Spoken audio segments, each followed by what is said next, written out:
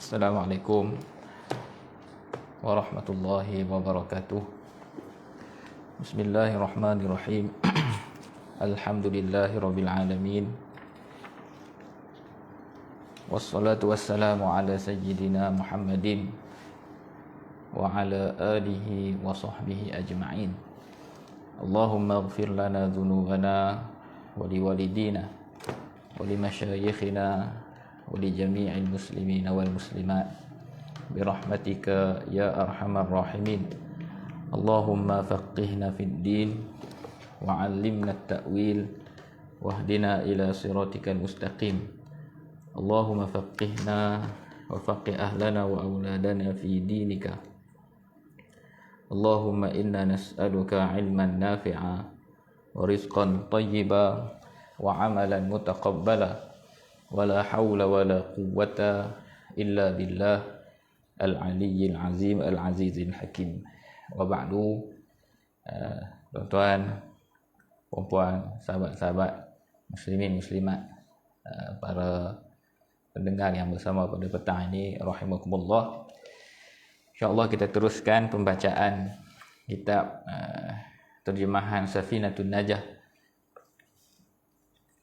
yang dikeluarkan dan dicetak oleh Pusat Pengajian Ruak Jawi ini. Dan hari ini insya-Allah kita akan sambung pembacaan pada muka surat yang ke-40. Faslun furudut tayammumi khamsatun. Pasal pada bicara tentang fardu tayammum itu 5 perkara. Rukun tayammum dan fardu tayammum ini sebanyak 5 perkara. Qala al-musannif rahimahullahu ta'ala wa nafa'ana bihi wa bi'ulumihi wa ulumi masyayikhina fid daraini amin. Faslun furudut tayammumi khamsatun. Kita baca macam biasa matan itu, kemudian kita tengok terjemahan, kemudian kita bincang dan hurailah sikit sebanyak. Fasal pada membincangkan mengenai fardu tayammum. Fardu tayammum itu rukunnya ada 5. Al-awwalu naqlut turabi. Yang pertama pemindahan debu tanah dari tempat asalnya ke anggota tayammum. Naqlut turab. Naqlut turab, kita pindahkan, kita ambil debu tanah itu daripada tempatnya, yang ni daripada tanah sebagai contoh.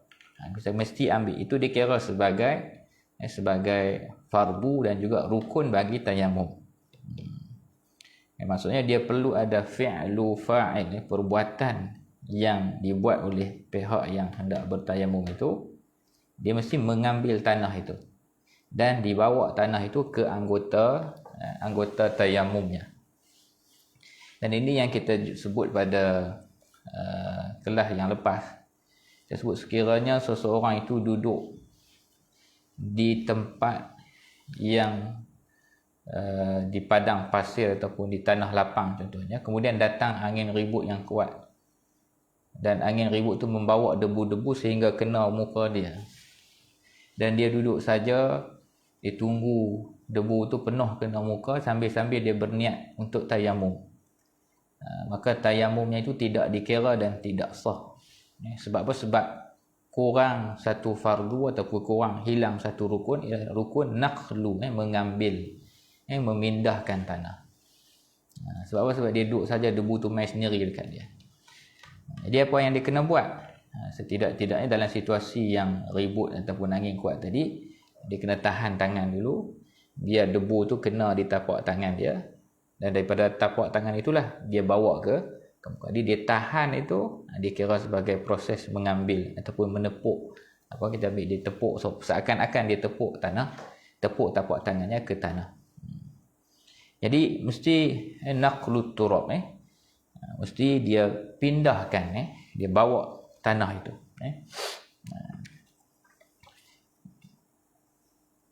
Kemudiannya yang kedua, as-sani an-niyatu. Yang keduanya niat tayammum. Yang kedua niat tayammum. Yang kedua niat, yakni niat tayamum untuk dia diizinkan, yakni dibolehkan. Dia mesti berniat untuk dibolehkan melakukan ibadat yang memerlukan tayamum. Perbahasan dan perbincangan tentang niat tayamum ni kita pecah pada dua perbahasan. Perbahasan pertama tentang apa yang perlu dia niatkan, dan yang keduanya tentang masa bila dia perlu niat. Dalam bab niat tayamum ini, kita tengok sedikit pada nota kaki itu. Pihak pengkaji ruwat jawi yang menyediakan terjemahan kita ni sediakan sedikit nota kaki. Maka seseorang yang ingin melaksanakan solat fardu zuhur, hendaklah berniat dalam hatinya, sahaja aku bertayamum untuk membolehkan aku melakukan solat zuhur. Dia tak sama macam wuduk. Wuduk kita niat nawaitul wuduk sudah memadai, ataupun kita niat nawaitu fardhul wuduk, aku berniat melakukan fardu wuduk, sudah memadai. Ataupun dia berniat aku nak mengangkat hadas, nawaitu raf'al hadas, dah selesai niat. Adapun tayamum, dia tak boleh semata-mata niat nawaitu tayammum, sahaja aku bertayamum. Dia tak boleh berhenti setakat itu. Dia mestilah sambung sebut untuk tujuan apa dia bertayamum tadi, untuk membolehkan apa. Sebagai contoh, sahaja aku bertayamum untuk membolehkan aku solat fardu zuhur. Dia mesti sambung tujuan ataupun untuk apakah yang dia nak membolehkan perbuatan tersebut. Asalnya tak boleh sebab tak bersuci, nak berwuduk tak ada air, jadi dia bertayamum. Dia mesti sebut bertayamum tu untuk membolehkan apa. Okey, itu yang pertama. Jadi saya petik dalam Hasyiah Al-Imam Al-Bajuri rahimahullah. Imam Bajuri sebut tentang niat ini, dia mesti sebut apakah perkara yang dia nak bolehkan daripada perkara-perkara yang memerlukan kepada taharah tadi ketika dia berniat tersebut. Jadi tidak boleh, saya kata la takfi niyyatut tayammum ma lam yaqul aqibaha lis-solah. Tak boleh untuk dia niat semata-mata aku nak bertayamum, selagi mana dia tak sebut selepas daripada itu untuk apa, untuk apa, lis-solah ke lit-tawaf ke, dia mesti sebut. Okey, itu yang pertama yang perlu kita faham dalam bab tayamum ini, mesti disebut untuk membolehkan apa. Kemudian dari segi kedudukan niat ini pula, dalam tayamum berbeza dengan ibadat wuduk. Ibadat wuduk kita berwuduk dengan niat-niat yang muktabar tadi, maka terangkatlah hadas. Lepas pada terangkat hadas, bolehlah kita buat apa-apa sahaja perkara-perkara yang memerlukan kepada bersuci tadi, tanpa ada sebarang had, tanpa ada sebarang limitasi. Kita boleh sembahyang fardu, kita boleh sembahyang sunat, kita boleh pegang mushaf, kita boleh tawaf. Ini perkara-perkara yang perlu pada wuduk lah, dan kita boleh buat sepenuhnya. Adapun tayamum, disebabkan dia inilah taharah badaliyah, taharah bersuci sebagai ganti, dan juga dia juga adalah taharatun dhaifah. Dia taharah yang dhaif, yang tidak sekuat kesannya seperti wuduk ataupun mandi wajib. Maka dia ada perbezaan sedikit pada persoalan niat ataupun pada kesan daripada niat tayamum itu. Niat tayamum ini ada pecahan kepada 3 peringkat niat. Dia ada pecahan pada 3 peringkat niat. Jadi kita pecahkan, kita rujuk juga ke dalam kitab Hasyiah Imam Al-Bajuri rahimahullah. Imam Bajuri kata secara kesimpulannya, wal hasil annal maratiba salasatun. Secara kesimpulan dia, level tingkatan niat tayamum ni untuk membolehkan apa ni, dia ada 3 martabah, 3 tingkat. Yang tertapa al-martabatul ula, tingkat yang pertama sekali, dia niat untuk membolehkan solat fardu. Aku bertayamum untuk membolehkan solat zuhur. Aku bertayamum untuk membolehkan solat asar. Aku bertayamum dengan niat untuk solat isyak contohnya. Ini dia niat tayamum untuk membolehkan fardu solat. Ini peringkat yang pertama. Walaupun solat fardu itu Imam Bajuri sebut walau manzuratan. Begitu juga kalau walaupun solat itu hanya solat yang fardu ke atasnya dengan nazar. Okey. Begitu juga dia niat fardu tawaf. Aku bertayamum untuk membolehkan aku tunaikan tawaf yang fardu ke atas aku. Bagi orang yang tunaikan umrah contohnya, yang tak ada, jadi dia pun tayamum untuk laksanakan tawaf rukun dia tadi. Fardu tawaf. Begitu juga khutbah Jumaat, untuk khatib nak berkhutbah, yang tak ada, jadi dia pun tayamum untuk membolehkan khutbah Jumaat. Khutbah Jumaat ni hukumnya fardu. Jadi ini contoh-contoh bagi level yang pertama. Maka niat yang level pertama ini akan membolehkan untuk digunakan tayamumnya itu untuk satu fardu dan semua perkara-perkara lain yang perlu kepada bersuci dari kalangan solat-solat sunat yang menyentuh mushaf dan sebagainya. Dia boleh belaka. Dengan niat yang paling tinggi itu, dia akan mengharuskan untuk tuan badan ini untuk boleh solat fardu ataupun apa saja perbuatan fardu tadi sebanyak satu perkara, dan kemudiannya boleh dia lakukan apa-apa saja yang masuk pada peringkat yang level yang kedua dan ketiga. Itu yang pertama, level yang pertama. Dia apabila seseorang tu bertayamum untuk menunaikan fardu zuhur, maka tayamumnya itu valid untuk dia tunaikan satu fardu sekiranya dia tolak fardu zuhur. Maka lepas itu, selagi mana tayamumnya belum batal, dia bolehlah tunaikan solat-solat sunat yang berapa banyak solat sunat sekalipun. Bolehlah dia menyentuh mushaf dan sebagainya. Martabat yang kedua, tingkatan yang kedua, apabila seseorang itu meniatkan untuk membolehkan solat-solat sunat, naflus solat, ataupun dia meniatkan untuk melakukan tawaf yang sunat. Nawaitu tayamum, dia niat aku nak bertayamum, niat bertayamum untuk membolehkan solat sunat sekian-sekian. Maka ketika itu tayamumnya itu sah untuk dilakukan solat-solat sunat dan juga perbuatan-perbuatan sunat yang lain seperti tawaf sunat dan sebagainya, dan juga boleh digunakan untuk menunaikan solat jenazah. Sebab kedudukan solat jenazah ni walaupun dia fardu kifayah, tetapi dalam perbincangan istibahah, dalam bab perbincangan tentang mengharuskan tayamum, mengharuskan sesuatu yang perlu kepada taharah ini, solat jenazah berada pada level, berada pada hukumnya sama seperti solat-solat sunat. Dan tayamum itu tidak boleh digunakan untuk mengharuskan perkara-perkara yang berada pada tingkatan yang pertama. Maksudnya kalau kita tayamum dengan niat untuk mengharuskan solat duha, maka kita boleh solat duha, lepas tu kita boleh solat hajat, kita boleh solat istikharah dan sebagainya, dan kita boleh pegang mushaf, tetapi tak boleh digunakan untuk kita tunaikan solat fardu. Waktu duha tu nak solat fardu apa, tak boleh, jadi dia nak qada solat dan sebagainya, solat-solat fardu yang dia masih perlu qada, jadi dia tak bolehlah solat qada dengan tayamum yang dia niatkan perkara yang berada pada martabat yang kedua ni tadi, pada tingkatan yang kedua. Ini termasuk juga dalam, untuk saya kata dalam martabat as-saniyah ini, tadi kita sebut dah, niat solat-solat sunat ataupun niat tawaf yang sunat ataupun niat untuk membolehkan solat jenazah. Itu tingkatan yang kedua.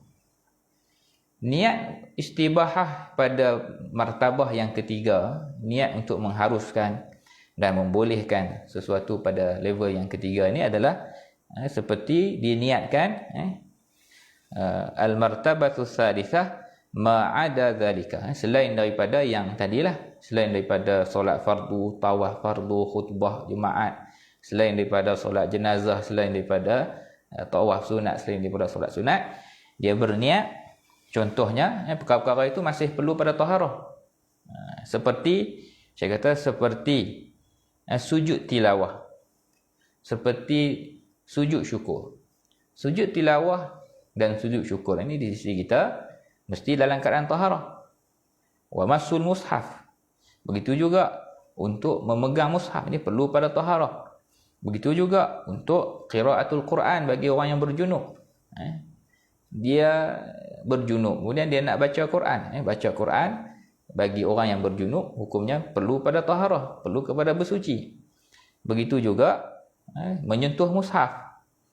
Dan termasuk wa tamkinul halil. Istilah tamkinul halil ni untuk seorang isteri menghalalkan pasangannya untuk mendatanginya sekiranya dia dalam keadaan baru selepas tamat darah bulanannya, kemudian untuk mandi wajib tidak ada air, maka belum halal lagi ke atas pasangan untuk mendatanginya. Jadi dia perlu bertayamum untuk dipanggil tamkinul halil, untuk membolehkan pasangan orang kata apa, melakukan hubungan kelamin dengan dia. Jadi apabila bertayamum dengan niat-niat yang ini untuk membolehkan dan mengharuskan perkara ini, dimasuk dalam level yang ketiga. Kita dah sebut tadi seperti sujud tilawah, sujud syukur, baca Quran bagi orang junub, begitu juga menyentuh mushaf dan juga tamkinul halil. Yang ini berada pada tahap yang ketiga paling rendah sekali. Apabila seseorang tu bertayamum dengan niat-niat yang ini, maka tayamum itu hanya boleh guna untuk level yang satu level dengan dia sahaja, dan tidak boleh digunakan untuk solat sunat. Yang ini level yang kedua. Lebih-lebih lagi tak boleh guna untuk solat fardu, untuk level yang pertama. Okey, ini yang disebut oleh Tuan Syekh, disebut oleh Tuan Pengarang, Imam Bajuri. Syekh kata fa idza nawa wahidan minal martabatil ula, apabila seseorang itu bertayamum dengan meniatkan untuk membolehkan perkara yang berada pada martabat yang pertama, istabaha wahidan minha, dia akan mengharuskan, membolehkan dia buat satu daripada yang martabat pertama, wahidan minha, walau ghairu ma nawahu, walaupun lain daripada yang dia niatkan. Contoh dia niat untuk tayamum itu untuk membolehkan khutbah Jumaat. Tengok-tengok tak jadi khutbah, orang lain dah ganti khutbah, maka dia boleh guna tayamum tadi untuk buat apa-apa saja fardu. Semua satu fardu. Yang ini dia boleh buat untuk solat Jumaat lah. Walaupun bukan yang dia niatkan. Istabaha wahidan minha walau ghairu ma nawahu. Wastabaha ma'ahu jami'as tsaniyati was tsalitsah. Dan dengan niat yang martabat pertama tu akan membolehkan semua perkara yang berada pada martabat yang kedua dan martabat yang ketiga tanpa ada sebarang limit lah. Dia boleh buat sebanyak mana solat sunat yang berkaitan dengan waktu tersebut untuk dia lakukan. Wa idza nawa wahidan minas tsaniyah, kalau dia berniat salah satu daripada peringkat yang kedua, martabat yang kedua, istabaha jami'aha wa jami'as tsalitsah, ianya akan membolehkan untuk kesemua perkara yang masuk martabat yang kedua dan semua perkara yang martabat yang ketiga. Duna syai'in minal awal, tanpa membolehkan apa sahaja tanpa membolehkan walaupun satu daripada yang level yang pertama. Dan yang ketiganya, wa idza nawa syai'an minas tsalitsah istabahaha, apabila dia niat satu daripada level yang tiga itu, membolehkan, dia akan mengharuskan semua sekali pada level itu tadi. Wamtana'at alaihil ula wasaniyah, cumanya akan terhalanglah ke atas dia untuk buat yang perkara yang level yang kedua tadi, dan juga lebih-lebih lagi perkara pada level yang pertama. Ini perbincangan dan perbahasan tentang masalah niat dalam tayamum. Mesti kita niatkan untuk buat apa, membolehkan apa, dan kita kena ingat martabat-martabat tadi. Persoalan martabat ini wujud dalam persoalan tayamum. Tetapi tidak timbul isu ni pada persoalan wuduk. Ini wuduk yang biasalah, wuduk yang biasa, wuduk orang sihat biasa. Baik. Kemudian perbahasan yang kedua tentang niat tayamum ialah masa bila mesti ada niat tayamum tu tadi. Kalau kita tengok bab wuduk, kita dah bincang itu, wuduk ni niat yang mesti ada, rukun niat itu mesti ada ketika permulaan kita membasuh muka. Permulaan kita membasuh muka itu mesti ada niat, mesti hadir hati, mesti ada istihdar niat itu pada ketika membasuh muka. Kalau tayamum ini wajib ada niat, wajib istihdar niat itu di dua tempat. Tempat yang pertama adalah tempat ketika kita menepuk tanah ataupun kita mengambil naqlu tadi. Kita letak tangan kita untuk ambil tanah tu, untuk ambil debu tanah tu, mesti dah ada niat. Dan niat itu sunat kita kekalkan sambil-sambil bergerak. Dan wajib ada pada masa yang keduanya, wajib ada pada permulaan kita sentuh muka kita. Pada permulaan seseorang itu menyentuh mukanya. Okey. Jadi kita tengok dekat nota kaki itu sambungan dalam nota kaki, niat ini pula hendaklah wujud ketika tanah dipindahkan daripada tempat asalnya ke muka. Ini ketika kita ambil tanah tu, kita tepuk tanah tadi. Kita berkaitan naqlu tadi. Dan niat hendaklah wujud juga ketika debu tersebut menyentuh bahagian muka yang mula-mula sekali disentuh oleh debu. Kita mula-mula sampai tu mesti ada juga ketika kita mula-mula sentuhkan debu tu ke muka. Jadi dua tempat yang wajib istihdar niat tayamum itu. Jadi niat untuk membolehkan solat tu mesti kita masa letak tu kita niat untuk membolehkan solat. Kemudian bila sentuh pula muka, mesti ada lagi sekali niat aku tayamum untuk membolehkan solat zuhur ataupun solat asar dan sebagainya. Maka kalau niat hanya wujud di salah satu daripada dua keadaan ini, waktu tepuk saja ada niat. Masa sentuh muka tak ada niat, tak hadir niat. Maka tak sah tayamumnya. Ataupun masa tepuk tak ingat apa-apa, tak ada niat, tak hadir niat. Kemudian masa sapu di muka saja baru ada niat, maka pun tak sah juga. Sebab apa? Dia mesti wajib ada niat pada kedua-dua, pada kedua-dua tempat itu tadi. Adapun di pertengahan masa nak bergerak, nak menuju ke muka itu, sunat saja kita istihdar. Kalau hilang tengah-tengah tetapi masa sentuh tu dihadirkan balik niat, maka tidak ada masalah. Maka tidak ada masalah. Jadi itulah sedikit sebanyak perbahasan dan perbincangan tentang rukun yang kedua, itulah rukun niat tayamum. Rukun niat tayamum. Yang ketiganya, rukun yang ketiga menyapu muka. Seluruh kawasan lah, seluruh kawasan yang wajib kita sapu, kita basuh ketika berwuduk. Maka sapulah keseluruhan kawasan muka itu dengan debu tanah tersebut. Cumanya ketika membasuh muka ataupun ketika menyapu muka ini tidak disyaratkan ataupun tidak diwajibkan untuk menyampaikan debu-debu itu ke tempat-tempat tumbuh bulu-bulu ni. Dia cuma kita sapu di bahagian yang luaran sahaja. Di bahagian yang luaran sahaja. Tidak disebut, tidak dimestikan untuk kita menyampaikan debu-debu tadi ila manabit, tempat-tempat tumbuh, akak-akak ataupun bukan akak lah, di tempat-tempat tumbuh permulaan, kawasan tumbuh bulu tadi. Cukup yang kawasan yang zahir itu saja. Okey. Kemudian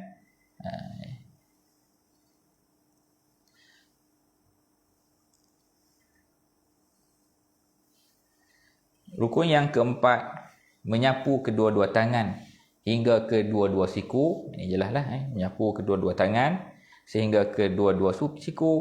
Yang kelima, mengikut susunan, mengikut tertib. Mengikut susunan, mestilah tertib. Mesti sapu muka dulu, selesai dah sapu muka, barulah sapu kedua-dua belah tapak tangan itu tadi. Kelima, mestilah mengikut tertib. Jadi ini 5 rukun ataupun 5 fardu tayamum. 5 rukun dan 5 fardu tayamum. Kita terus pergi kepada perkara-perkara yang membatalkan tayamum. Itu pergi pada perkara-perkara yang membatalkan tayamum. Faslun mubtilatut tayammumi thalathatun. Perkara-perkara yang membatalkan tayamum ini 3 perkara. Ma abtalal wudu'a.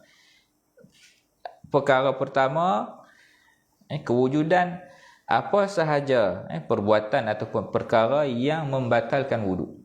Apa-apa sahaja perkara yang membatalkan wudu, sekiranya seseorang tu berhadas kecil, berlaku selepas dia melakukan tayamum, maka batallah tayamum tadi.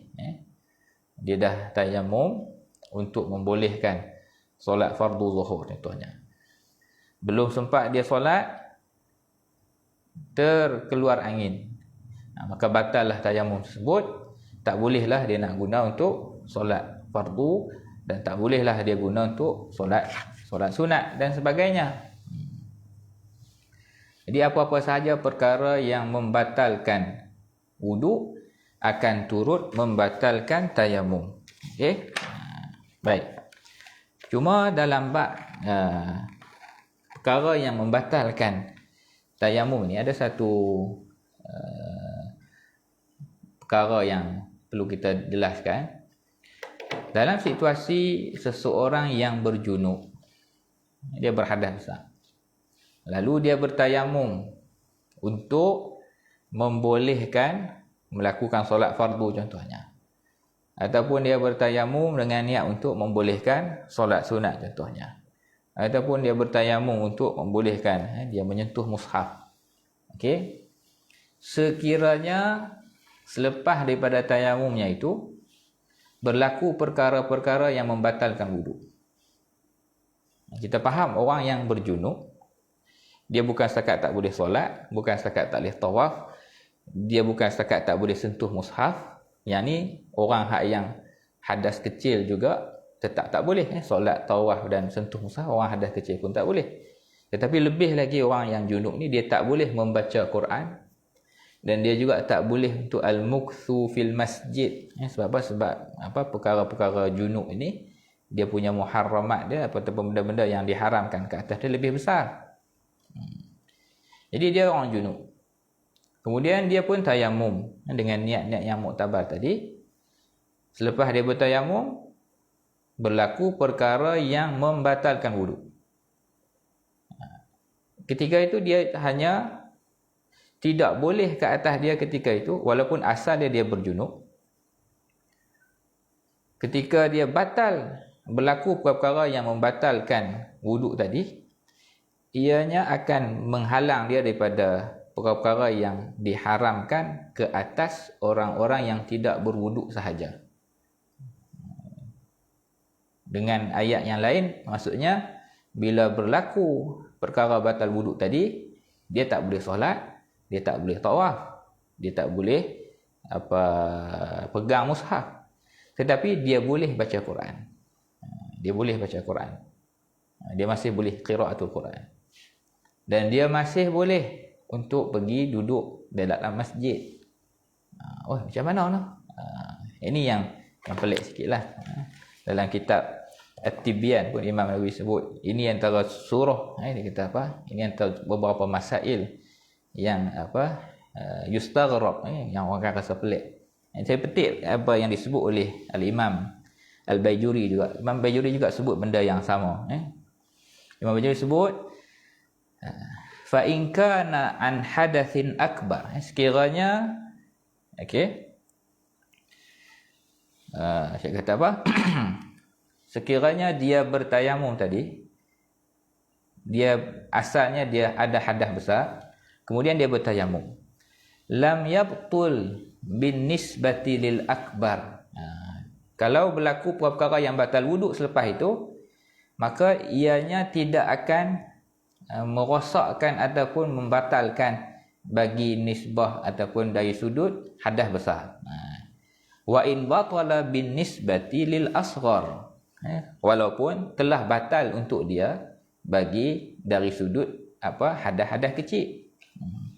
Saya bagi taswir dia, kama lau bukan saya kata seperti mana, tashbihkannya seperti orang-orang yang ahdatha ba'da ghuslihi seperti orang yang berhadas selepas dia mandi wajib. Lepas dia mandi wajib, sebelum mandi wajib, haramlah ke atas dia perkara yang diharamkan ke atas orang berhadas kecil ditambah perkara yang diharamkan kepada orang yang berhadas besar. Tetapi bila dah mandi boleh belaka. Selepas habis mandi berlaku perkara batal wuduk. Hanya dilarang ke atas dia perkara yang melibatkan orang-orang yang diharamkan, perkara yang melibatkan hadas kecil. Fayahrum alaihi, maka ketika itu apabila dia dah berjunub, lalu dia dah bertayamum, kemudian berlaku perkara batal wuduk, maka haram ke atasnya ma yahrum alal muhdits. Haram ke atasnya hanya yang diharamkan ke atas orang yang berhadas. Ini hadas kecil sahaja. Wala yahrum alaihi ma yahrumu alal junub. Tetapi tidak haram ke atasnya apa yang diharamkan ke atas orang yang berjunub. Jadi fayahrumu alaihi shalah. Orang yang berjunub tadi selepas dia bertayamum. Kemudian lepas bertayamum batal tayamum. Apa yang haram ke atas dia? Fayahrumu alaihi salatu wat tawafu wa masul mushafi wa hamluhu. Yang haramnya solat, yang haram ke atasnya solat, haram ke atasnya tawaf, haram ke atasnya sentuh mushaf, haram ke atasnya masul mushaf wa hamluhu, dan haram ke atasnya membawa mushaf itu, hamlul mushaf duna qiraatil Quran, tetapi tidak haram ke atasnya untuk menyambung untuk dia baca Quran. Wal mukthu fil masjid, dan tak haram ke atasnya untuk dia beriktikaf dalam masjid, untuk dia duduk dalam masjid. Al-mukthu fil masjid, tidak haram ke atasnya untuk duduk dalam masjid. Dan Tuan Syekh sebut wa yulghazu bihi, dan dibuat teka-teki lah, dibuat teka-teki, dibuat persoalan orang tanya. Buat teka-teki macam mana? Fa yuqalu, kita sebut lana mutayammimun, kita ni ada seorang yang bertayamum, bagi kita ada seorang yang bertayamum, ahdatha, dia berhadas, yakni dia telah melakukan perkara yang batal wuduk. Walam yabtul tayammumuhu, tetapi tidak batal tayamumnya. Maksudnya tak batal dari sudut yang perkara yang spesifik itulah, baca Quran, duduk dalam masjid. Wa suratuhu ma dzukir, dan surahnya apa yang kita terang tadi. Yakni orang yang berjunub lalu dia bertayamum untuk membolehkan apa-apa perkara yang diniatkan tadi. Kemudian berlaku perkara batal wuduk. Berlaku perkara batal wuduk hanya membatalkan sebahagian, atau hanya melarang ataupun hanya menyekat daripada perkara yang diharamkan ataupun dilarang ke atas orang yang tidak berwuduk. Tetapi apa lagi yang tidak termasuk dalam perkara yang dilarang kepada orang berwuduk tapi hanya dilarang kepada orang berjunub, itu dia boleh laksanakan. Okey, jadi dia boleh terus membaca Quran, dan dia terus duduk di dalam masjid walaupun sebelum dia mengambil tayamum yang seterusnya, sebelum dia mengambil tayamum yang seterusnya. Itulah sedikit perkara yang kita boleh ambil nota kita dalam bab perkara pertama yang membatalkan tayamum, itulah apa-apa saja yang membatalkan wuduk. As-sani, yang keduanya ma abtalal yang kedua wariddatu wal iyadz billahi ta'ala, yang keduanya murtad, orang yang murtad, na'udzubillah min zalik, hafizanallahu wa iyyakum. Allah Taala jaga kita dan pelihara kita daripada perkara ini. Ianya membatalkan tayamum. Seorang yang murtad membatalkan tayamum. Berbeza dengan wuduk. Seseorang yang bersuci, dia berada dalam keadaan suci, sama ada hadas besar atau hadas kecil. Apabila berlaku riddah, contohnya berlaku dalam tempoh yang singkat, kemudian dia bertaubat, di selang masa itu tidak berlaku sebarang perkara yang mendatangkan hadas pada dia, maka apabila dia mengucap 2 kalimah syahadah semula, jadi ketika itu dia masih lagi berada dalam keadaan bersuci. Tetapi tayamum tidak, disebabkan dia taharah dhaifah, riddah itu sudah menjadikan tayamumnya batal. Riddah menjadikan tayamumnya batal. Dan yang ketiga, perkara yang ketiga yang membatalkan tayamum, tawahhumul ma'i. Sekadar tawahum saja, bukan sekadar zan, bukan syak. Dia datang rasa kebarangkalian wujud air pada kawasan yang dalam limit kawasan yang kita sebut sebelum ini. Dia datang rasa kemungkinan ada air itu sudah cukup untuk membatalkan tayamumnya tadi. Maka kalau dia nak solat lain pula, dia nak ni pula, perlu mestilah untuk dia melakukan ataupun mengambil semula tayamumnya tadi. Jadi keraguan ini tawahum, maksudnya datang saja sikit kebarangkalian ada air tadi, jika orang bertayamum, maka orang tersebut bertayamum kerana ketiadaan air lah. Ini untuk isu untuk ataupun situasi orang yang bertayamum sebab tak ada air. Adapun yang bertayamum sebab sakit itu cerita lain, tidak timbul isu masalah perkara yang batalkan tayamum dengan sebab hadirnya air ataupun tawahum, dia berasa saja, rasa-rasa ada air itu pun sudah cukup untuk membatalkan tayamum bagi orang-orang yang bertayamum kerana ketiadaan air. Lebih-lebih lagi lah kalau yakin, lebih-lebih lagi lah. Kat nota kaki itu begitu juga sekiranya orang tersebut meyakini kewujudan air. Maksudnya kalau yang tawahum pun sudah membatalkan, yakin lebih-lebih lagi membatalkan tayamum. Cuma dia ada sedikit pendetailan dia. Kalau seseorang itu berada pada tempat yang kebiasaannya ada air, cuma pada waktu yang terhad itu saja tiba-tiba terputus bekalan air dia, maka ketika itu tak kira lah dia dalam solat ke, dia belum solat ke, tawahum ataupun yakin ada air tadi, perasaan kebarangkalian ada air ataupun yakin ada air sudah cukup untuk membatalkan, sudah cukup untuk membatalkan tayamumnya. Sebab apa? Sebab dia berada pada tempat yang kebiasaannya ada air. Orang begini ketika dia berada di tempat begitu, kok manapun nanti apabila datang air, solatnya wajib diqada, solatnya tetap wajib diqada. Adapun sekiranya seseorang itu berada pada tempat yang yaghlib fihi, banyak kebanyakan ataupun majoriti masa di tempat itulah memang tak ada air, kawasan itu memang kawasan yang tiada air, maka tempat itu bila dia bertayamum cukup syarat dan sifatnya, dia solat itu sah dan tidak perlu diqada semula, mengikut apa yang ada dalam mazhab Syafi'i lah. Jadi dalam tempat begitu, kalau datang air tadi ataupun datang ke barang kalian ada air itu sebelum orang tu mula sembahyang, maka batal tayamum dia. Datang ke barang kalian itu sudah cukup untuk membatalkan tayamum. Tetapi sekiranya dia sedang solat, sekiranya dia sedang berada dalam solat, tiba-tiba ada air ataupun tiba-tiba datang ke barang kalian ada air, ianya tidak membatalkan tayamum lagi. Tayamumnya belum batal, tayamumnya hanya akan batal apabila selesai tamat dia daripada solat. Maksudnya solat dia tu valid, solat dia tu dikira sah, solat dia tu tidak terkesan dengan kedatangan air tadi. Cuma afdalnya untuk dia tamatkan solat, berhenti solat dan ambil wuduk dan bersembahyang dengan wuduk. Ini lebih afdal sekiranya masa masih mengizinkan untuk dia berwuduk. Kita tengok kat nota kaki tu ditulis dengan lebih jelas lah, kita baca. Ini sekiranya orang yang kata datang air tadi ataupun datang ke barang kalian, perasaan rasa barangkali ada air itu sudah cukup untuk membatalkan wuduk. Ini bagi orang yang dia bukan sedang melaksanakan solat, ketika dia di luar solat lah.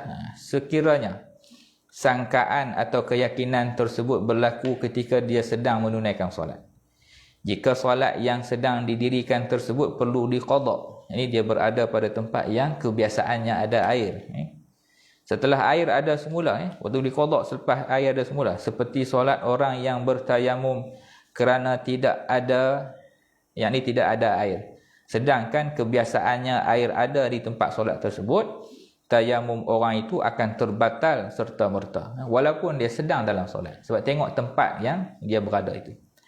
Namun sekiranya solat yang didirikannya itu tidak perlu diqada, solat yang kategori yang memang tak perlu qada, solat itu tak perlu qada, seperti seseorang yang mendirikan solat di kawasan yang kebiasaannya air tidak ada di situ, tempat itu memang kebiasaannya tak ada air, lalu dia telah bertayamum dan mendirikan, dia dah solat di tengah solat, tayamumnya tidak terbatal. Tayamum belum batal, sebab apa? Dia sedang solat dengan tayamum tadi, dan solat itu solat yang sah, dan solat itu tak perlu diqada pun. Walau bagaimanapun, sekiranya waktu solat masih panjang, dia digalakkan untuk memberhentikan solatnya agar dia dapat berwuduk seterusnya melakukan semula solat tersebut. Bila kata dah tengah sembahyang tiba-tiba ada ayat dan dia solat tu dengan tayamum, afdalnya, seeloknya dia tamatkan solat dia keluar daripada, dia berhenti solat tadi dan pergi ambil wuduk untuk mengangkat hadas dan dia tunaikanlah solat dengan menggunakan taharah yang asli, itulah taharah wuduk, taharah wuduk tadi. Itu saja 3 perkara yang berkaitan dengan perkara yang membatalkan tayamum. Perkara yang membatalkan tayamum, apa yang membatalkan wuduk, tadi kita dah terang detail sedikit sebanyak perbahasan tentang perkara itu. Yang keduanya riddah wal a'yadzu billahi ta'ala wa tawahhumul ma' in tayammama li faqdihi, perasaan kebarangkalian adanya air sekiranya dia berwuduk kerana ketiadaan air. Wallahu a'lam. InsyaAllah pada kelas yang akan datang kita akan masuk pada bab yang seterusnya, persoalan ad-dibar. Faslun alladhi yathuru minan najasat thalathah, al-khamru idza takhallalat wa jildul maitati. Ini semua kita bawa ke kelas yang akan datang. Wallahu a'lam. Aqulu qawli hadza wa astaghfirullah al-azim li wa lakum wa sallallahu ala sayyidina Muhammad wa ala alihi wa sahbihi wa sallam walhamdulillahi rabbil alamin. Jazakumullahu khairan. Wassalamualaikum warahmatullahi. Terima kasih semua.